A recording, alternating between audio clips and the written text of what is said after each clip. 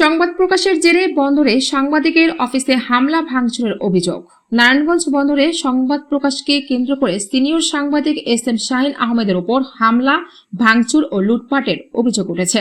এই ঘটনায় জেলা পুলিশের পুরস্কার ঘোষিত মাদক কারবারি সাগর ও তার সহযোগীদের বিরুদ্ধে বন্দর থানায় লিখিত অভিযোগ দায়ের করা হয়েছে। বুধবার 20 মে দুপুর 12:30টার দিকে বন্দরের 20 নং ওয়ার্ডের দড়ি সোনাকান্দা এলাকায় সাংবাদিক শাহিনের নিজস্ব অফিসে এই হামলার ঘটনা ঘটে। অভিযোগ সূত্রে জানা যায়, CNN বাংলা টেলিভিশনের নারায়ণগঞ্জ প্রতিনিধি, বাংলাদেশ মফস্বল সাংবাদিক ফোরাম বন্দর থানা শাখার সভাপতি এবং বন্দর সাংবাদিক কল্যাণ সমিতির সাধারণ সম্পাদক এস.এম. শাহিন আহমেদ সম্প্রতি মাদক সংক্রান্ত সংবাদ প্রকাশ করেন। এর জেরে ফরাজিকান্দা উত্তরপাড়া এলাকার চিহ্নিত মাদক কারবারি সাগর, তার তৃতীয় স্ত্রী বিউটি ও তাদের সহযোগীরা হামলা চালায় বলে অভিযোগ করা হয়েছে। হামলাকারীরা অফিস কক্ষে ব্যাপক ভাঙচুর চালায় এবং কম্পিউটার, সিসি ক্যামেরা সহ নগদ টাকা লুট করে নিয়ে যায় বলেও অভিযোগে উল্লেখ করা হয়েছে।